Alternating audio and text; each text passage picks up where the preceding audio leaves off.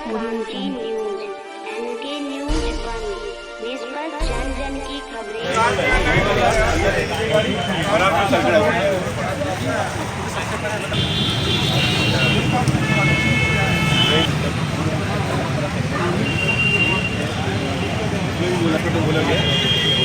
हाँ, मैंने 10 तारीख को पर्चा भरा है। मेरा नाम सर, अपना परिचय बताएं प्लीज।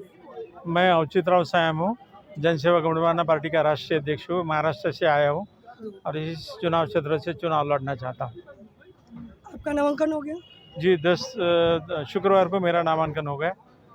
नामांकन में किस तरह की शर्तें थी? जिस तरह से अभी हमें देखने को मिल रहा है कि नामांकन पर्चे फाड़ दिए जा रहे हैं, लोगों की एंट्री, क्या कहेंगे इस पर? इसे हुक्मशाही बोलते हैं। हारने के डर की वजह से प्रशासन इतना कर रहा है, क्योंकि ऊपर से इनडायरेक्ट आदेश है। इसकी वजह से ये सब चीज़ें होने जा रही है। जनता को सताया जा रहा है। जिसका संवैधानिक हक है उसे मारा जा रहा है। संविधान के अनुसार सब लोग खड़े रह सकते हैं। यहाँ एक ही लाइन में सभी पर्चा लेने वाले, फॉर्म भरने वाले रहते हैं और एक एक आदमी को बहुत लंबे समय तक बिठाया जाता है ताकि बाकी के लोग फॉर्म ना भरे। बहुत दूर दूर से क्या लगता है आपको कि ये हथकंडे क्यों अपनाए जा रहे हैं? क्या डर है? जो सत्ता केंद्र में है उसे लगता है कि हम इस 2024 में शायद चुनाव हार जाएंगे। इसके डर की वजह से ये पूरा इनडायरेक्ट दबाव प्रशासन पर है और ये जो शासन में बैठे हुए लोग हैं वो शायद सत्ता के लिए काम करते हैं। डर की वजह से ये सब हो रहा है। कहीं ना कहीं सर, मौजूदा सरकार को ये डर है कि मैं हार जाऊंगा या जनता के नज़रों में मैं अब लो हो रहा हूँ। देखो, बातों से काम नहीं होता है। सब दूरदर्शन पे झूठे वादे किए जा रहे हैं। हकीकत बहुत अलग है। हकीकत जो है वो सामने नहीं आती है और मीडिया इस चीज़ को सामने लाता है। कुछ मीडिया सामने लाता है। अभी तक के वर्तमान सरकार के कार्यकाल के विकास को आप किस तरह से देखते हैं? शून्य। देखो, विकास जो सड़क से नहीं होता है। जो समृद्धि सड़क बनाई है, जो रास्ते बनाए, वो गरीब के लिए नहीं बनाए। गरीब की जो चीज़ें हैं वो उनको नहीं मिल रही है। मैं आदिवासी समाज से बिलोंग करता हूँ। आदिवासी को विस्थापित किया जा रहा है। जल जंगल ज़मीन की लड़ाई है। माइनिंग के कारण बताकर हमें जंगलों से खदेड़ा जा रहा है। हमें ना रहने के लिए घर है, ना ऊपर छत है। बेबस और बेवारस हमारा समाज गिरा हुआ है। इसीलिए उस हक को पाने के लिए और शेतकरी, क्षेत्र मजदूर, दलित, पीड़ित, शोषित, आदिवासी, इनके सब हकों को मारा जा रहा है। मैं इस चुनाव क्षेत्र में इसके लिए खड़ा रहना चाहता हूँ। ये देश का प्रभावशाली चुनाव क्षेत्र है और मतदाताओं को मैं कहना चाहता हूँ कि जागो। अब नहीं जागोगे तो दोबारा जागने का मौका नहीं मिलेगा। इसीलिए इस क्षेत्र से चुनाव लड़ना चाहता सर, हूँ। मैं किरण शर्मा आज भी पहुंची हूँ कचहरी जिला मुख्यालय पे। जानेंगे अंदर का क्या है हालचाल, जो कि सुनने में आ रहा है कि किस तरह से लोगों को नामांकन पर्चे भरने नहीं दिए जा रहे हैं। हमारे साथ मौजूद है। मैम, अपना परिचय बताएं। रचना वशिष्ठ। मैम, आप नामांकन करने के लिए आई हैं? जी, कहाँ से आएंगे मैम? मैं अमेठी से और गौतम बुद्ध नगर में भी मेरा व्यवसाय है। जी। यहाँ पर ऐसा है कि जैसा कि आप लोग देख रहे हैं कि यहाँ पे सैकड़ों की संख्या में आज लोग खड़े हैं और ईसीआई ये कहता है कि कितने ही लोग नामांकन भर सकते हैं, उनकी कोई मनाही नहीं है। ना ही कोई ऐसा है कि सिर्फ 4 या 8 या इस तरह से, ऐसे जितने भी प्रत्याशी हो सकते हैं पर्चा अपना दर्ज कर सकते हैं, नामांकन भर सकते हैं जनरल इलेक्शन में, जो 2024 का लोकसभा का हो रहा है मई में वाराणसी में। लेकिन उसके तहत हर चीज़ का हनन हुआ जा रहा है। खुली तरह से गुंडागर्दी हो रही है। कोई मुंह खोल रहा है तो पुलिस सामने है। फ़ोन तक नहीं लेकर जाने दिए जा रहे। चलो ठीक है, कानून व्यवस्था की वजह से फ़ोन ना लिए जाने दें, लेकिन कम से कम एक साधारण तरीके से इंसान को पर्चा तो जमा करने दें। खरीदने तक नहीं, सॉरी, लेने तक भी नहीं दे रहे पर्चा। एक आदमी 4 सेट पर्चे ले सकता है, उसके लिए भी नहीं जाने दे रहे। दुनिया भर की ये लोग हथकंडे अपना रहे हैं। जैसा कि लोगों ने बोला कि कभी कहते हैं कि 25,000 रुपये का पहले चालान भरना है, फिर कहते हैं 10 प्रस्तावक होने चाहिए, जबकि ईसीआई ये कहता है कि आप साधारण तरीके से अपना नॉमिनेशन कर सकते हैं और प्रस्तावकों को भी लाने की जरूरत नहीं। लेकिन ये हर चीज़ में कुछ ना कुछ ऐसे कर रहे हैं कि सैकड़ों हज़ारों लोगों का 7 तारीख से लेकर अब तक इन्होंने कोई काम होने नहीं दिया और मात्र सिर्फ 8 लोगों ने ही शायद नॉमिनेशन किया है अभी तक। सिर्फ क्या इतने सारे दिनों में अभी तक सिर्फ इतने ही लोग थे, जबकि यहाँ पे हज़ारों लोग आए हैं। और ये तो लोकतंत्र है, जितने मर्जी लोग आ सकते हैं। अपनी ये जो ख्वाहिश है कि हम नॉमिनेशन करना चाहते हैं, उससे क्यों रोका जा रहा है? और ये लोग कौन है रोकने वाले? इसके पीछे किसका हाथ है? और ये इस तरह से इतनी गुंडागर्दी किस लिए है और कौन है इसके पीछे? आपको किसका हाथ लग रहा है? किसी के दबाव में अधिकारी हैं यहाँ पर? बिल्कुल दबाव में अधिकारी हैं। किसके दबाव में है ये तो खुद मुझे नहीं पता चल रहा है कि किसके दबाव में है। माननीय प्रधानमंत्री जी एक तरह से तो हमें अंतर्राष्ट्रीय स्तर पे भारत को लेकर जाना चाहते हैं। प्रोफेशनल कह रहे हैं कि हम लोगों को ट्रांसपेरेंट होना चाहिए, प्रोफेशनल होना चाहिए। क्या ये वो कर रहे हैं? क्या उनकी सोच ये ऐसी है कि हर इंसान को आगे बढ़ने से रोका जाए? क्या ऐसी सोच है?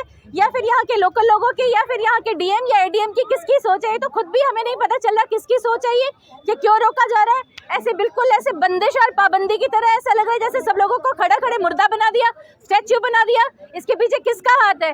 एक इंसान को थोड़ा सा ये होता है कि अगर शासन प्रशासन ना सही तो मीडिया कम से कम सहायक होगा। आप लोगों को भी अंदर जाने दिया जा रहा, तो ये किसकी धांधली है, क्या है, ये कुछ भी समझ नहीं आ रहा। लेकिन लोकतंत्र का इतना बुरा हनन हो रहा है कि हर इंसान मायूस है, हर इंसान निराश है, लेकिन कुछ भी कोई चारा, कुछ भी मदद हमें नहीं मिल रही। लाइन में खड़ी है, लोकतंत्र की बहुत बड़ी हत्या हो रही है। हम लोग 7 तारीख से ही खड़े हुए हैं। बार बार जो इनके अप्रोच वाले लोग हैं उनको तो अंदर जाने दिया जा रहा है, लेकिन उनका भी पर्चा नहीं जमा हो रहा। मात्र 8 लोग, इतने सारे दिनों में मात्र 8 लोग, आप खुद ही सोच लीजिए। आपने पर्चा ले लिया है? लेकर ही नहीं, जाने ही नहीं दिया, पर्चा दिया ही नहीं। क्या लगता है आपको कि कानून व्यवस्था किस तरह से लागू और क्या करेगा हमारा कानून इसके लिए? हमारा कानून इसके लिए क्या करेगा? पहले बात तो हम सब लोगों को ही एकजुट कर अपनी आवाज़ उठानी पड़ेगी, क्योंकि कानून को दोष देने से पहले यहाँ पर जितने भी लोग हैं जो अपना आपको हताश कर रहे हैं, मीडिया के आगे बोलने की कोशिश कर रहे हैं शासन प्रशासन को, वो एकजुट होकर पहले दिल्ली तो कूच करें। वाराणसी में अगर आवाज़ बंद की जा रही है तो प्रेस क्लब ऑफ इंडिया में तो आवाज़ बंद नहीं करी जाएगी, वहाँ पे तो अंतर्राष्ट्रीय स्तर तक भी आवाज़ जाएगी हमारी कि भारत में हो क्या रहा है। ये भारत जो एक सपनों का भारत है, अगर माननीय प्रधानमंत्री मोदी जी का, तो ये कि यहाँ पे हजारों लोगों का इस तरह से हनन हो कि एक चीज़ के लिए भी संविधान नहीं, एक चीज़ के लिए भी कानून व्यवस्था नहीं। धन्यवाद। लोग नामांकन पर्चे मिलने के बाद भी उन्हें तरह तरह के नियम कानून बताए जा रहे हैं और अंदर अभी तक के नामांकन में केवल 8 लोगों का नामांकन किया गया है, जबकि ये मोदी जी का संसदीय क्षेत्र है। यहाँ पे कानून व्यवस्था की बात की जाती है, लोकतंत्र की बात की जाती है, समानता की बात की जाती है।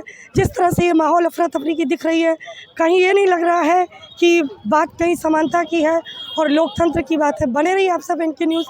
भी नहीं मिला और फार्म भरने के लिए कितने दिन से मैं प्रयासरत हूँ। यहाँ पर कहते हैं कि माने पहले आप ट्रेजरी में पैसा जमा करें या पहले चालान फार्म भर लें। ये ऐसा कानून अभी आज तक इंडिया में किसी प्रकार 75वां वर्ष है ये चुनाव का, लेकिन ऐसे परिस्थिति में ये लोग चाहते तानाशाही, और ऐसा हुआ नहीं ना होगा।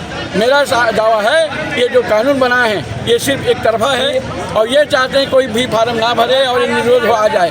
ये 400 पार की जो एक बातें कर रहा है ये 40 के लायक नहीं है सर, ये मेरा कहना है। और ये कहता हूँ ये बनारस इनको जो दिखा रहे हैं, ये बताइए चुनाव आयोग अगर चुनाव घोषणा कर देता है उस दिन से वो पीएम नहीं रहता है। उनको आम नागरिक के जैसा यहाँ पर हम जैसे आए हैं लाइन लगा के उनको भी फार्म लेना चाहिए, और नहीं लेते वीआईपी हैं उनके लोग यहाँ पर हैं तो उनको जो है वैसा ऐसा नहीं देना चाहिए कि वीआईपी रह के वो आया और तब चले जाए। हम लोग यहाँ पर 6-6 घंटा खराब कर रहे हैं और फार्म नहीं मिल रहा है, और उनको फार्म मिल चुका है, वो भर चुके हैं और भरने के लिए कल आ रहे हैं दिखावे के लिए। तो मेरे नहीं मिलना चाहिए। लाइन लगी हुई है, लोग तैयार बैठे हैं नामांकन देने के लिए। कोई नामांकन तैयार करके बैठा हुआ, जैसे हम लेके गए थे, कोई फार्म ही लेने आया है। अब तक फार्म लेने घूम रहे हैं लोग। अब जब हम गए गेट के आगे जो लोग थे उन्होंने मेरे को देखा, उन्होंने कहा भी श्याम जी आप आगे आइए, आप आगे आओ, आप पहले जाना। अब आप देखिए मैं सबसे आगे तो मैं लगा नहीं, मैं दूसरे नंबर पे लग गया था, लेकिन मैं वहाँ पे पहुँचा था 1 बजे। 3 बज के 1 भी कोई अंदर नहीं गया, सिर्फ अजय राय जी अंदर गए थे, बीच में आए थे वो, और वो अंदर गए और वो बाहर चले गए।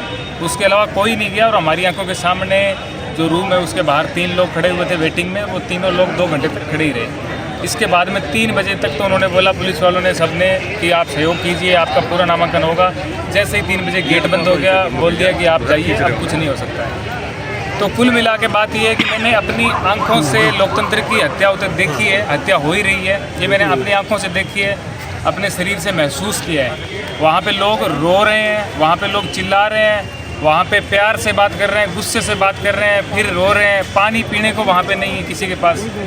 भूखे लोग हैं, सुबह सुबह 8 बजे आए हुए लोग हैं, भूख लगी हुई लोगों को, प्यास लगी है, फिर भी बिना देखे वो लोग कह रहे हैं एक बार। सर ऐसे नहीं कह रहे हैं कि मेरा ले लीजिए नामांकन, कह रहे हैं सर 2 लोगों को तो अंदर घुसाइए, 2 लोगों को सर, 1 को तो अंदर करिए सर, 1 को ले जाइए सर। 3 घंटे हो गए, 1 भी नहीं किया कोई।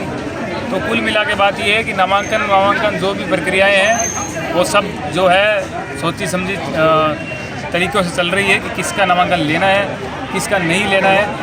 और मेरे को भी अंदर और मैंने ये चीज़ देखी कि अंदर जो अधिकारी सब लोग खड़े हुए सब मुस्कुरा रहे हैं, मतलब कोई गुस्सा कर रहा है तो भी मुस्कुरा रहे हैं, आराम से प्यार से बात कर रहे हैं तो भी मुस्कुरा रहे हैं, मतलब वो मुस्कुरा रहे हैं। और मुझे लगता है कि उनकी मजबूरी है, मजबूरी के अलावा क्या ही कह सकते हैं, मुस्कुराना उनकी मजबूरी है।